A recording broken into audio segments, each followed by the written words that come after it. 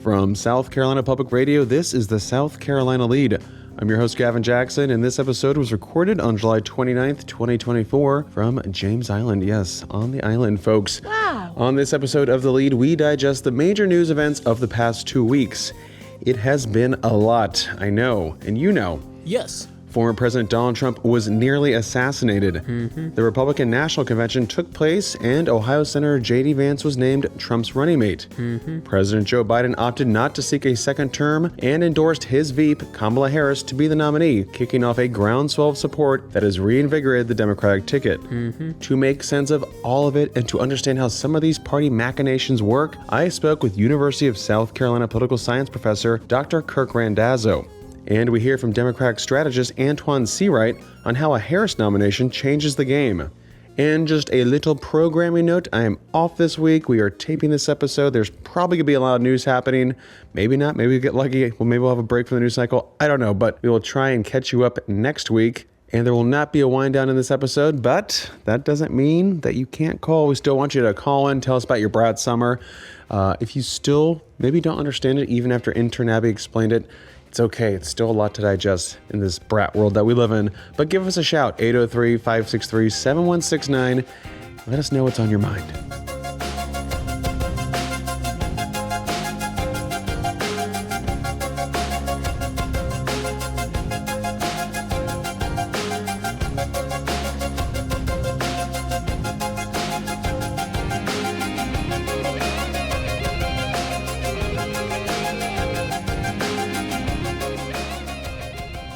It has been a wild 2 weeks, folks. I know you, like me, are like, please, can we just chill for a little bit? That's why I'm on vacation.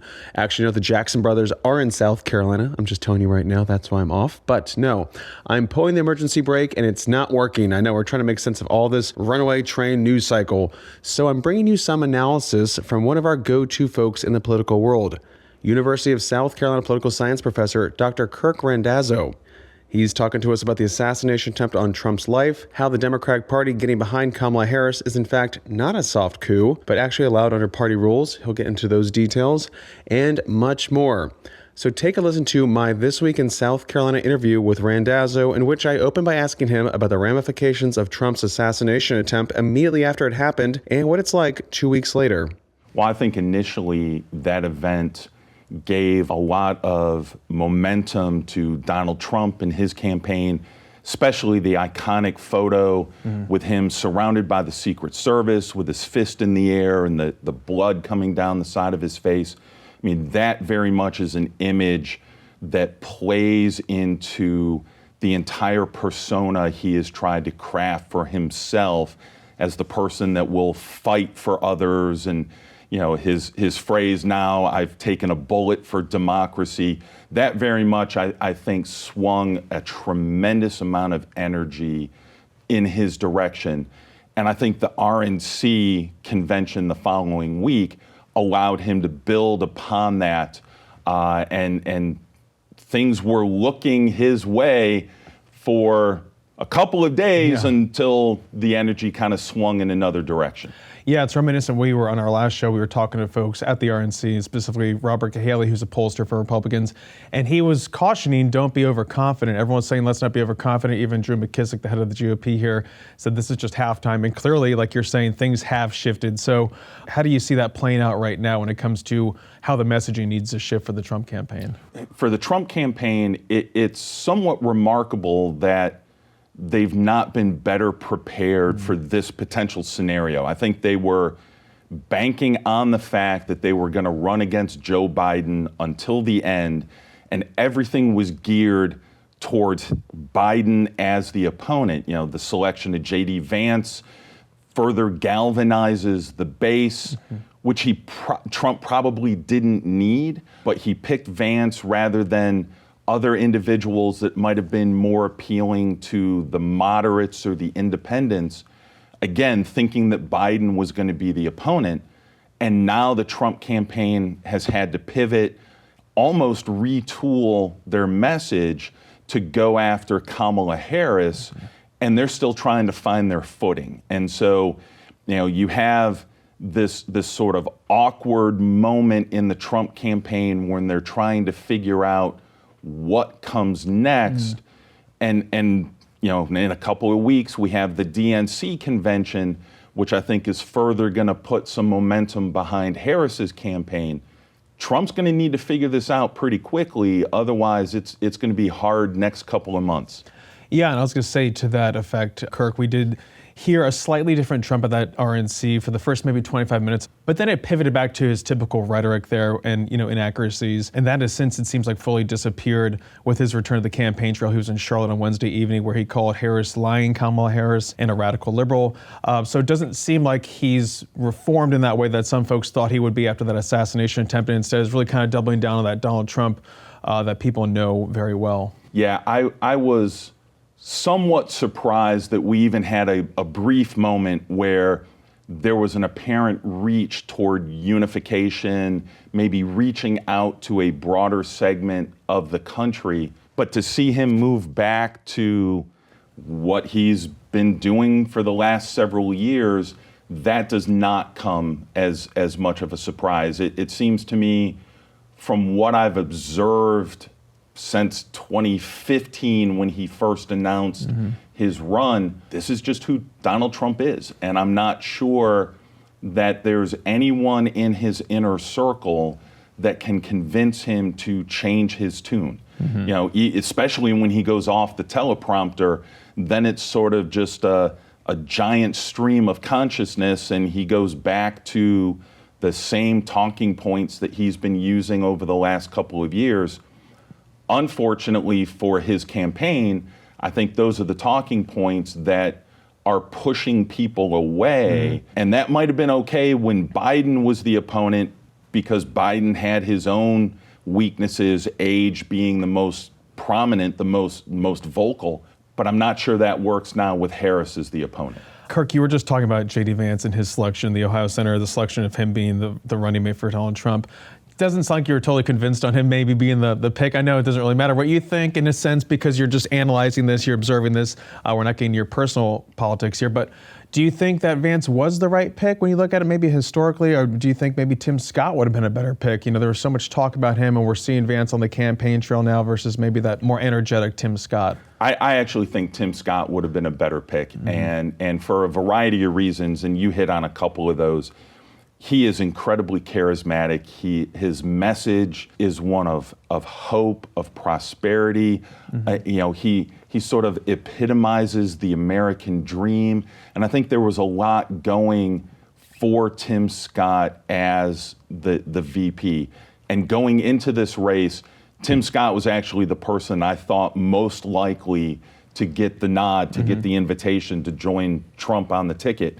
J.D. Vance, you know, he doesn't have a whole lot of experience. His story isn't necessarily one that resonates with the average individual. And so it's just not clear to me what Vance brings to the table that a Tim Scott or maybe a couple other candidates did not. And we'll talk about Kamala Harris and her potential running mates in a moment, but I want to stick with Republicans because you have former Republican presidential candidate Vivek Ramaswamy, who after the assassination attempt said that we came within a hair's breadth of another civil war. Ohio State Senator George Lang at a rally in Ohio with Senator J.D. Vance opened by saying, "I believe wholeheartedly Donald Trump and Butler County's J.D. Vance are the last chance to save our country. Politically, I'm afraid if we lose this one, it's going to take a civil war to save the country, and it will be saved," quote. He later walked back those comments, but all this civil war talk, end of the country here, fighting the enemy there, it's all still very incredibly charged rhetoric, especially in light of January 6th and then also that assassination attempt. So what is your feeling when it comes to this heated rhetoric and where we are right now as a country? Do we need to chill out with the whole civil war talk? Yeah, to me, that's the most concerning about all of this. And as you said, especially after January 6th. We've seen how politically charged people can become, what they can do when they're incited to take matters just one step further. And so this talk of another civil war or a Second Amendment revolution, which, you know, that phrase is coming back more and more, all that does is further stoke the division within this country and more concerning, the notion that the only way we can save this is through some kind of violent response. That, to me, is where everybody should step up, regardless of whether they're Democrat or Republican, and say, look, it's enough. We have to lower the temperature, dial down the rhetoric. There is no cause for political violence in any shape or form, and the people that are alluding to this in their language need to be held accountable. Definitely worrisome when you hear that kind of rhetoric. But let's pivot to Kamala Harris's ascension here, with President Joe Biden in a letter on Sunday announcing that he will not run for a second term, and then he shortly thereafter endorsed his Vice President Kamala Harris as the nominee. This comes after that disastrous debate against Trump and his subsequent attempts to kind of reassure folks that he was up to the challenge. So if we're talking about rhetoric here, and I'm going to use the term soft coup because some people are throwing that term around when it comes to how this is all played out, but that's not necessarily the what happened. I mean, it's still party politics. It's just not like January 6th, where we did see, some would say, an attempted coup because that was physical, people breaking into the Congress, trying to stop the peaceful transfer of power. But we did see the Democratic Party quickly get behind Harris, the delegates. Some people are suspicious of that. Tell us about that process, Kirk, and where we are right now and how that is kind of how this works out in these situations. Sure. Yeah, it's somewhat ironic that you asked that question because I literally put a post on my Facebook page this morning. I didn't see it. That was sort of a politics 101 Sure. to talk about this. And, you know, this notion that it's a soft coup or this is anti-democracy or something is just completely untrue. Both parties, Republican and Democrat, have procedures in place to select their nominees for the presidency. And, you know, historically, this involved conversations behind closed doors with party bosses and smoke-filled rooms and all of that. And more recently, both parties agreed to bring the people into the conversation and have these votes taken early. But what people have either forgotten or maybe just never knew is that we don't vote for candidates directly. Our vote expresses a preference, but we select delegates, or the party selects delegates to represent a state that will cast a vote for that preference.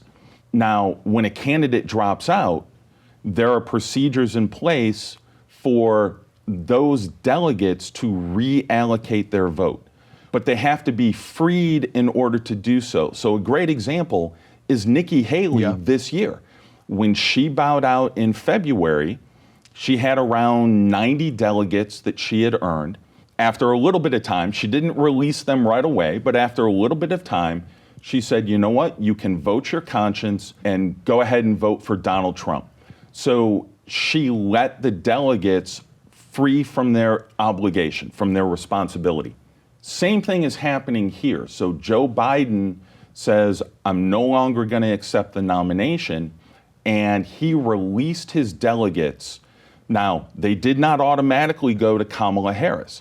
Biden gave his endorsement, but that's not saying my delegates are now hers. It was just an encouragement for people to consider her as the replacement. And Harris and her team had to work to secure those delegates, and they worked very fast. I mean, within a day, they had the 1,900 that they needed. Within like a day and a half, it was at 2,500. And so now she is the presumptive nominee when the Democrats get together in a couple weeks in Chicago. But this is how the process works. And what people need to recognize is that at this stage, the process is governed by the parties. It's not like elections that are governed by state and federal law. The parties are the ones that get to determine how they want to select their nominee. And in Biden's case, the Democratic Party followed its procedures. And it seems like the Democratic Party is supporting that too. I mean, you're seeing this momentum that we have not seen this election cycle when we're talking about Harris's first rally this week in Milwaukee, which drew a crowd of some 3,000 folks. They needed a bigger space because there's so many folks. Voter registration sites are reporting record traffic. Harris raised an astounding $100 million in the first couple days. It's a record. She has fired up people in a way that Joe Biden hasn't. How big of a game changer is this for the Democrats now, again, 100 some days out? I think this is huge. And the momentum we're seeing now is very similar to the momentum we saw in 2008 around Barack Obama. I think the question is, can Harris now build on that momentum? And we need to remember that in the 2020 primary, she didn't come off that well. Her campaign got off to a rocky start. She bowed out relatively early. And in the first year or so of Biden's administration, she also didn't perform all that well. You know, he tapped her as the border czar, which was probably a huge mistake on his part. And she had some difficulty finding her voice. But in the last couple of years, I think really after the Supreme Court's decision in Dobbs that overturned Roe v. Wade, she has been outspoken in terms of reproductive health, abortion rights. She's now going to college campuses, talking to younger individuals. And in the last 2 years, I think she has come into her own. And this is now an incredible moment for her, a pivotal moment for her. And if she can build on this momentum going into the DNC convention and then catapult from there, I think it's going to be very interesting to see if there's anything Donald Trump can do to stop that. Now, the question will be, can she reintroduce herself to the country? Can she frame the narrative in a way that plays to her strengths and combats the narrative that conservatives and Republicans are going to put forward, playing to her weaknesses? And we'll see that play out in the next few months. When it seems like we're already seeing that, a little bit of that playing out with so much of the internet culture and the memes and, you know, just really leaning into a lot of these supposed weaknesses like laughing too much, some would say. Like, it seems like they're just kind of embracing that, both sides embracing the worst of each other in some ways. But when we talk about what needs to happen too, we're talking about picking a running mate. There's kind of this joke right now that she has to find the whitest guy for the ticket just to balance it out. Unfortunate to say, but that's how sometimes politics works out. But when we look at that short list, we're looking at North Carolina Governor Roy Cooper, Kentucky Governor Andy Beshear, Pennsylvania Governor Josh Shapiro, Arizona Senator Mark Kelly. Who does she need to pick here, Kirk? What's that play here, and how does she position herself on that ticket with that? So I think the two biggest questions that she's sort of answering right now about each of those potential picks is, what do they bring to the table in terms of potential votes in November? And what is the interpersonal dynamic that she has with the person as an individual? And so you think of someone like Governor Shapiro. You know, on the one hand, Pennsylvania is going to be a huge state, and she really needs to win that state in order to have a hope at securing enough votes for the White House. Having Shapiro on the ticket potentially delivers that state. That said, not having Shapiro on the ticket, but having him campaign for her, along with Senator Fetterman, I don't see Pennsylvania moving out of play. And Shapiro is relatively new himself, and so there are a bit of uncertainties there that may preclude him from getting the ultimate invitation. Andy Beshear in Kentucky, same kind of thing. I'm not sure that bringing Kentucky to the table, A, I'm not sure he can deliver Kentucky, but B, I'm not sure that does a whole lot for her campaign. I don't know the dynamic between the two of them, and so that might have a bit of a sway. Roy Cooper in North Carolina is a very interesting pick, insofar as the fact that it potentially puts North Carolina in play, which the Democrats have been trying to land for several years now. And since Cooper is term limited, it's not like he's running for re-election or anything. Plus, he and Kamala Harris have a very good personal relationship. They were both attorneys general at the same time. And so I think he is probably one of the top two candidates. That would be my guess. That was USC political science professor Dr. Kirk Randazzo. For reaction on what this means for Democrats going forward, I spoke with Democratic strategist Antjuan Seawright, CEO of Blueprint Strategies. This was a quick but informative interview with Antjuan, also on This Week in South Carolina.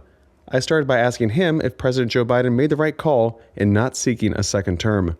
It was certainly the most consequential decision that I think Joe Biden has made in his entire career.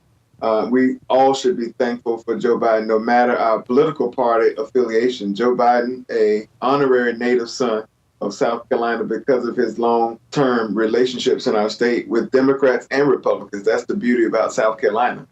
We embrace folks, even when we may not always agree with them on every single matter. And he's done more in terms of pure deliverables to our state than any other president, and perhaps in most of our lifetime. So we are thankful for his service. We're certainly thankful for what he has done to pass the torch to the next generation of leaders in our country. Yeah, it was quite something, Antjuan. And you mentioned that kind of alluding to what he said in his speech, his primetime speech in the Oval Office on Wednesday evening. So with that being said, we did see him come right out of the gate endorsing his Vice President Kamala Harris to be the next nominee for the party. How has this changed the game with some 100 days to Election Day? Well, look, we all are feeling or seeing or observing the Kamala momentum that's happening since that endorsement, since the passing of the torch. And I think that says everything about who we are, one as a party, but who we are as a country. The opportunity, forget about whether it happens or not, which I believe it will, but the opportunity to elect a Black woman with South Asian descent as the leader of the free world shows tremendously the progress we've made. But we also know that all progress is not permanent. And so there's still a lot of work to be done, but $100+ million in 24 hours, organizing like we've never seen before. She is certainly an expansion candidate and a stretch the map kind of candidate. And whether you're Democrat, Republican, or independent, having the first African-American woman with South Asian descent to represent any major party in our nation's history is something we all should be proud of. And Antjuan, with that being said, I mean, do you see her reversing a lot of those concerns that we heard at the beginning of the year with Biden losing support from members of the Black community, obviously a huge part of the Democratic Party? How does this change that, and how does she bring folks together? I mean, you're already talking about her raising $100 million. We're seeing thousands of folks wanting to volunteer, wanting to work with this administration. Talk about how that affects the Black community. Well, you know, I've heard comparisons to Barack Obama's 2008 campaign, but I would push back, disagree.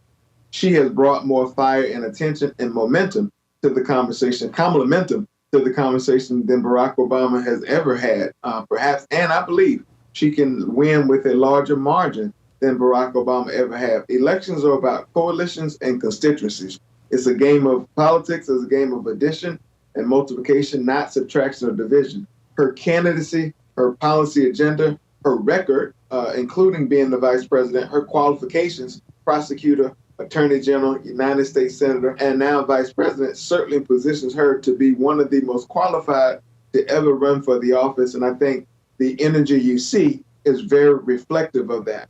And Antjuan, I wish we had more time, but we have less than a minute left. I want to ask you about her potential running mate. Who do you see as filling that VP slot for Kamala Harris on the ticket? We have a number of talented individuals who can step in and be the assistant head coach. A few things are important. One, they must be ready to lead on day one. Two, they must be very complimentary of her vision for the future, but also being able to articulate what has been done before. Geographics matter, demographics matter, but certainly someone who can do a great job of arguing the contrast to what we're up against: Donald Trump, J.D. Vance, Trumpism, as well as Trump Project 2025. Those things are going to be critical elements to anyone she decides to pick. That was Democratic strategist Antjuan Seawright of Blueprint Strategies. You can find that episode and much more at youtube.com/South Carolina ETV.